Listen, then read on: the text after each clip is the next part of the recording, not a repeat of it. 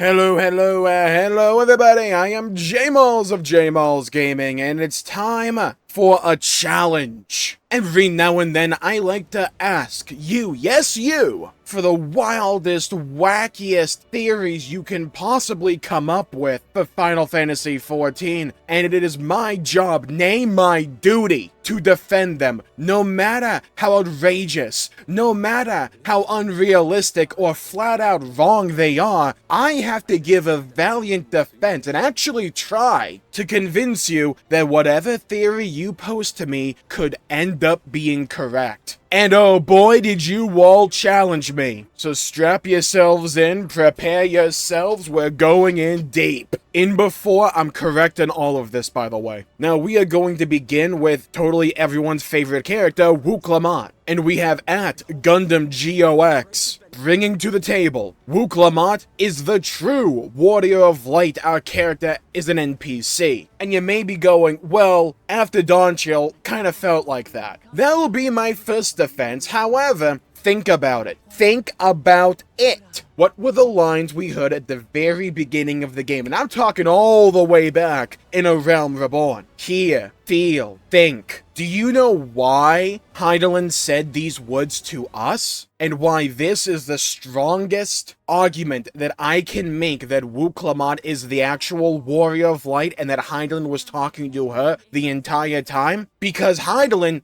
didn't need to tell Wuk Lamat to talk more. But she did have to tell Wuk Lamat to pay attention to her surroundings, hear, feel, think. Think, yeah? The one thing we did not do. Think about it, it makes perfect sense. And also, she uses a giant axe. Don't think I don't remember the class they had for the Warrior of Light in the A Realm Reborn cinematic. Yes, it was a warrior. And I know he looks like Oddbert from Shadowbringers, but you'd be wrong. See, what you didn't realize was that he was actually a furry the entire time, and that Wuk Lamat was his first Sona. And when we take all of this in consideration, it just simply makes sense that Wuk Lamat is the true Warrior of Light. In the first expansion after the Hydaelyn Zodiac arc, she becomes the new main character. And just like A Realm Reborn is an axe user. She goes through basically the entire journey that at least what we thought the Warrior of Light underwent. She had an Ultima Thule moment with living memory, so she had to live through it twice, just like we did. She went from being very weak against a singular opponent to then clapping them, just like the Warrior of Light did with Xenos back in Stormblood, she did with Bakul Jaja in Dawntrail. Again, it was all just foreshadowing all along. I can't help being correct, I just simply am. The next theory we have is brought to us by at Zoro Volpez. The 14 are the worlds of the, at the time, 14 Final Fantasy games. The first is FF1, the 13th is FF13, etc. And you know what? There's a little bit of credence to this when you take in consideration Dawntrail, because the 9th was literally just FF9. Like, we basically had Garnet, we basically had Steiner, but he wanted to go by Otis, apparently. We had Alexandria. I'm just saying it was clearly based off of FF9. And in FF1, who did Elidibus turn into? That's correct, the Warrior of Light from FF1. In the first, you may be going, as someone did comment to this theory, that the Moon and Golbez are from FF4, not Final Fantasy XIII. What you fail to take into consideration is a little bit of addition. You gotta go back to school. 1, 3, 13. 1 plus 3 is 4. Therefore, we have FF4 there represented a bit. And we were all blind. The 13th is the void. Devoid of anything. Nothing but a quagmire of pain and void scent. An abyss where nothing can escape. That was us when Square Enix was solely focused on FF13 and made 3 games in that series and almost made a 4th with Final Fantasy 15. I remember that era, by the way. I remember it. So even then, the 13th is still FF13. just in a bit of a more existential way. We're using metaphor, we're using allegory. It's a story so complex, you need to have good reading comprehension. And I know that's a dying art form in the year 2024, but don't worry, that's why I'm here. I can't wait for 8.0, where we're gonna go to the 7th shard, and that's actually Final Fantasy VII Remake Part 3. It's actually, hear me out, a Final Fantasy XIV expansion. All the jobs get reworked to be like an FF7, so Monk becomes actually cool because it'll mirror Tifa. Machinist will be way cooler because you'll get a gun arm like Barret. Dark Knight will actually be fun to play because it'll be like Cloud. White Mage will be more like Aerith instead of those people that only eat vegetables they grow in their own hydroponic garden. And Summoner will be deleted. It's like the best case scenario when you think about it. There's a lot more teeth to this theory than I think some people will let on.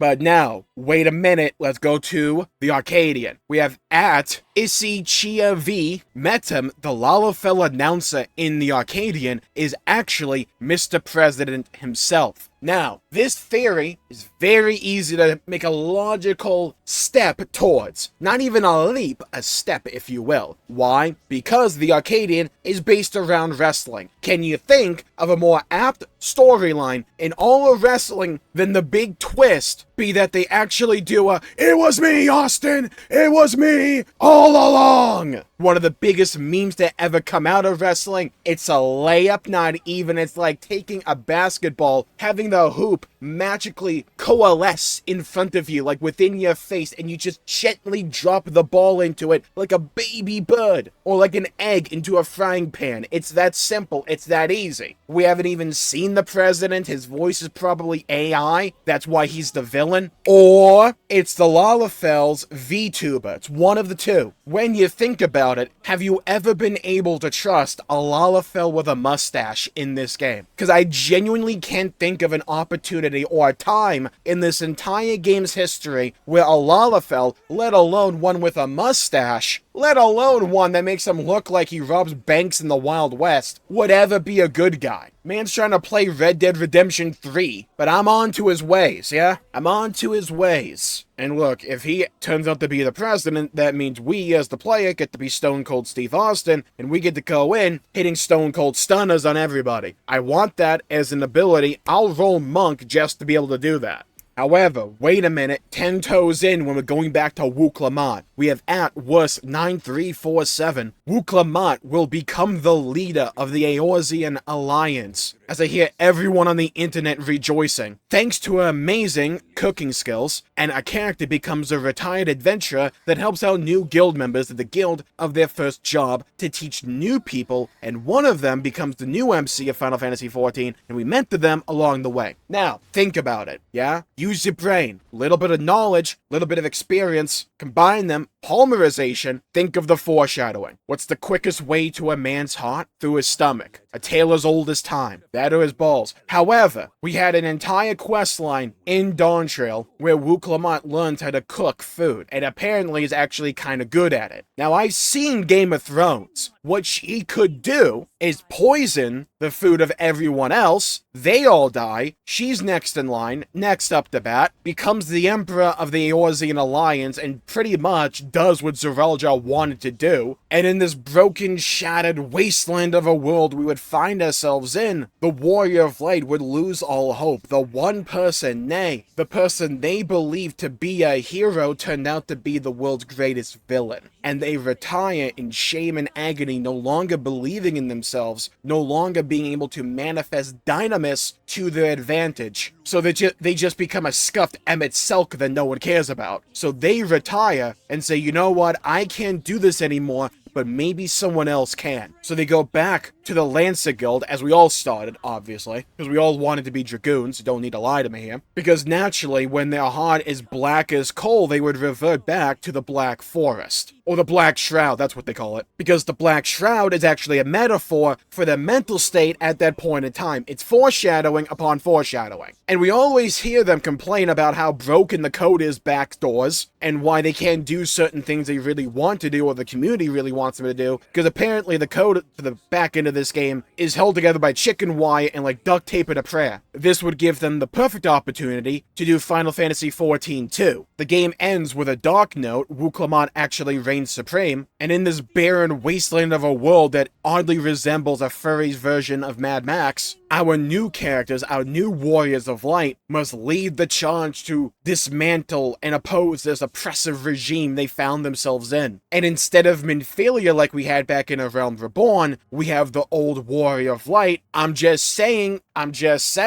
this would work. I can see it. It all makes sense. All the pieces of the puzzle, all the things we wondered why they did, why they go about doing it like this, that we were wondering for so long in regards to this story up to now. When you view it through this lens, through this perspective, it all makes sense. It's like water that was once rough, filled with ripples and waves, calms itself, becomes pristine, and you can see your reflection upon that mirror-like surface. It simply makes sense. And I believe our final theory for the video, as if I need to prove myself even more, comes from @OrdIgTroll.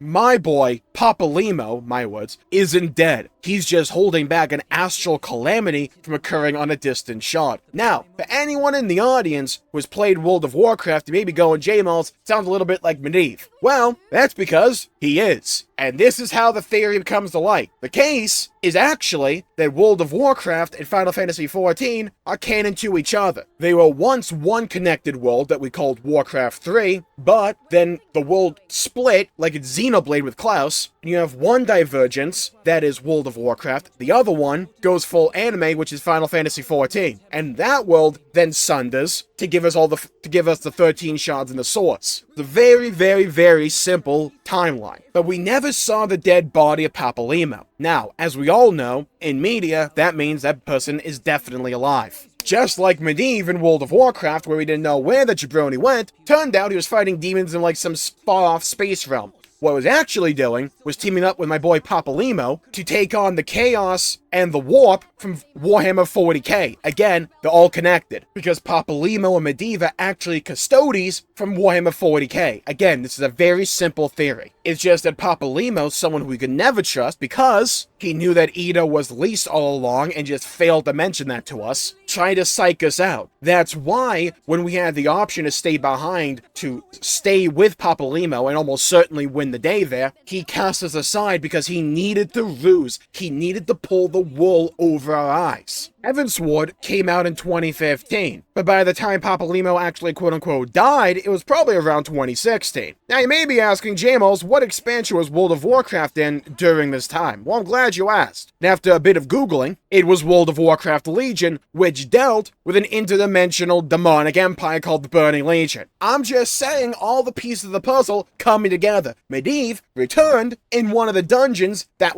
came in Legion with Karazhan, Return to Karazhan specifically. You can't tell me that we got that lore bit with Medivh and Papalymo quote-unquote died. More like he was just too much of a casual man, didn't want to run Evilise raids all the time. Because Papalymo, fun fact, is actually a clicker. That's right, he doesn't use a controller, he doesn't use keybinds on his keyboard. Man uses his mouse upside down to click keys like an idiot. He actually uses both of his hands, one for each mouse button. When you think about it, when you use a little bit of facts, a little bit of logic, a little bit of perception, and a little bit, just a little, a smidge if you will, of critical thinking, it all makes sense. Because the pieces were there all along. Ancient Papalymo theorists believe that this was all a plot, a ploy if you will, to save us all. Because my man couldn't run Evilise raids effectively, he had to give his blood, his body, his life to go fight the demons of the warp alongside Medivh from World of Warcraft It just makes sense. They were playing the long game all along. We were just too foolish to see. And with that final little nugget of wisdom and brilliance that I bestow upon you all, the internet, I shall bid you all an adieu. Thank you all for tuning in. My pleasure making the video. If you enjoyed it, please leave a like and subscribe. It really helps the channel out and helps support future content. I greatly appreciate it. And if you have any other theories you would like to pose to me, that you would like to bring into the Coliseum, into the arena, the freaking Thunderdome, comment down below. And maybe, just maybe, it'll be worthy enough to go 1v1 against me. But we'll see. Time will tell the tale. Thank you all for tuning in. Stay safe. Have a great day. I'll see you all next time. Bye-bye, everybody. Until we meet again.